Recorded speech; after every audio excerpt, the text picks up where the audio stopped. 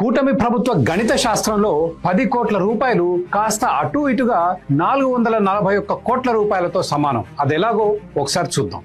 2018లో TDP ప్రభుత్వం వైజాగ్ భూమిని లూలుకి 66 సంవత్సరాల లీజుకి ఇచ్చింది. జగన్మోహన్ రెడ్డి గారు అధికారంలోకి రాగానే దీన్ని రద్దు చేశారు. 2024లో అధికారంలోకి వచ్చిన టీడీపీ జనసేన కూటమి ప్రభుత్వం లీజు ప్రతిపాదనను పునరుద్ధరించి కొత్త జీవో 137 తెచ్చింది. పాత లీజు కండిషన్లను మార్చేసింది. కొత్త టెండర్ పిలవాల్సి వస్తుంది కాబట్టి జియోలో మోర్ ఆర్ లెస్ ఇది పాత ఒప్పందం లాంటిదే అని రాసింది. కానీ ఇది పచ్చి అబద్ధం.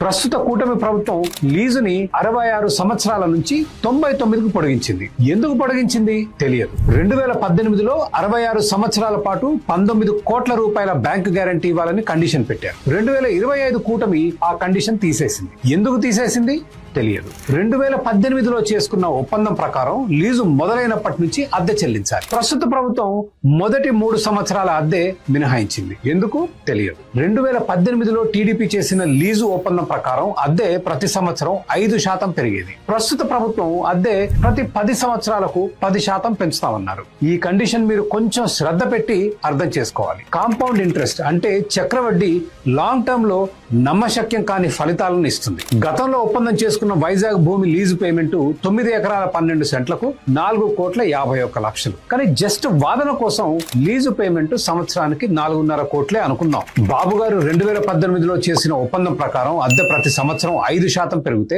95 ఏళ్ల తర్వాత సంవత్సర అద్దె ఎంతో గెస్ చేయగలరా? 441 కోట్లు. ఇదే బాబు గారి ప్రస్తుత కూటమి ప్రభుత్వం లూలుకి ఇచ్చిన ఫ్రెండ్షిప్ ప్యాకేజ్ లో లీజు పేమెంట్ ప్రతి 10 సంవత్సరాలకి 10% పెరుగుతుంది. అప్పుడు 95వ సంవత్సరం లీజ్ పేమెంట్ ఎంతో గెస్ చేయగలరా? జస్ట్ 10 కోట్లే. నమ్మశక్యంగా లేదు కదా? అదే చక్రవడ్డీ మహత్యం. ప్రతి సంవత్సరం 5% పెరిగితే 95వ సంవత్సరం లీజ్ పేమెంట్ 441 కోట్లయితే ప్రతి 10 సంవత్సరాలకు 10% పెరిగితే 95వ సంవత్సరం లీజ్ పేమెంట్ జస్ట్ 10 కోట్లు. మరి 441 కోట్లు 10 కోట్లు ఏ గణిత శాస్త్రంలో మోరార్లెస్ సమానం? మన పాలకులు జనాలను మరీ ఇంత వెరుబాగులు అనుకుంటే ఎలా? 2018లో ఇచ్చింది సరిపోలేదనుకున్నారేమో. కూటమి పెద్దలు కొత్త జీవోని లూలుకి మరింత అనుకూలంగా మార్చారు. కండిషన్స్ మార్చారు కాబట్టి కొత్త టెండర్ పిలవాలి. కానీ అబ్బే కొత్త ప్రతిపాదన మోరార్లెస్ పాత ప్రతిపాదన లాంటిదే అని రాసి చేతులు దులుపుకుంది మన మంచి ప్రభుత్వం.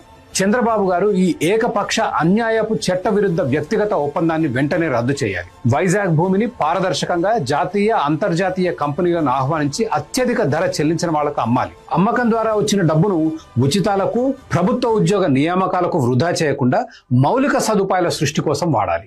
ఎలా ఉందంటే అది కూటమి ప్రభుత్వం వచ్చాక గతంలో జగన్మోహన్ రెడ్డి గారు ఉన్నప్పుడు ఎలా ఉన్నారు, ఇప్పుడు ఎలా ఉందంటారు? ఇదే బాగుంది కదా. ఏది బాగుంది? అన్ని అయిపోయినాయి, పథకాలన్నీ మొత్తం అయిపోయినాయి, ఇచ్చేసినాడు మొత్తం. అన్ని రైతు భరోసాలు 2 అయిపోయినాయి. ఇప్పుడు 3వది కొడతాడు జనవరికి పండక్కి. 3వది కొడతాడు.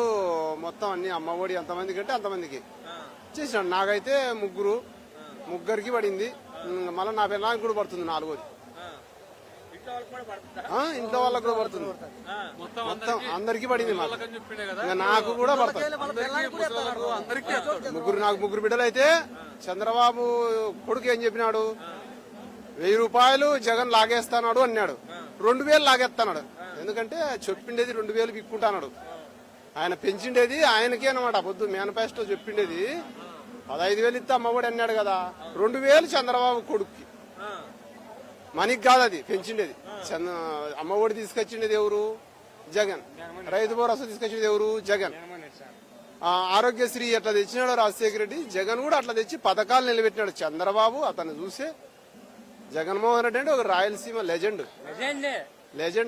ఆయన చూసి ఈయన నేర్చుకోవాల్సింది. ఈయన పథకం ఒక్కటి కూడా ఉండదు, ఉండే పరిస్థితే ఉండదు. ఎందుకంటే అతను ఏందో అప్పుడు ఒపారే రైతు రుణమాఫీ చేస్తానని చెప్పా, ఇంత జంపు బాండ్లు ఇచ్చినాడు. అవి కూడా ఉన్నాయి ఇప్పుడు ఇళ్లలో. ఇంకా మళ్ళా ఏం చెప్తున్నాడు ఇప్పుడు? నేనేందో సంపద సృష్టిస్తానే. ఓ రిజిస్టర్ ఆఫీస్ లేకపోతే రిజిస్టర్లు భూములు చేయించుకోలేము. మరేంటి చంద్రబాబు నాయుడు గారు ఈ మధ్య కాలంలో అనంతపురం జిల్లా వచ్చినప్పుడు రాయలసీమ ద్రోహి జగన్మోహన్ రెడ్డి అని చెప్పి వ్యాఖ్యలు చేస్తున్నాడు. ఎట్లా? అదిగో తిరుగుతాను చూడు పైన లెజెండ్. ఆ లెజెండ్ ఢీ కొట్టేకి ఎవరి చేత కాదు. ఇప్పుడు ముగ్గురు వచ్చినారు. మళ్ళా రాలంటే 10 మందితో రాళ్ళ. జగన్ ఢీ కొట్టాలంటే ఒకడు. ఇప్పుడు నేను నిన్ను కొట్టాలంటే నేను కొట్టాను కదా, వీళ్ళందరినీ తోడు తీసుకొని వస్తేనే నిన్ను కొట్టే శక్తి నా దగ్గర వచ్చేది. జగన్ అంటే రాయలసీమ లెజెండ్. రాజశేఖర రెడ్డిని మించిన తనయుడు జగన్.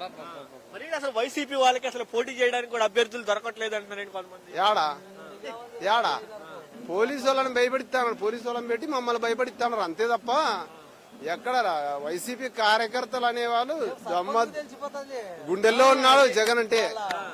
జగన్ అంటే ఉన్న ఆశామాశ కాదు.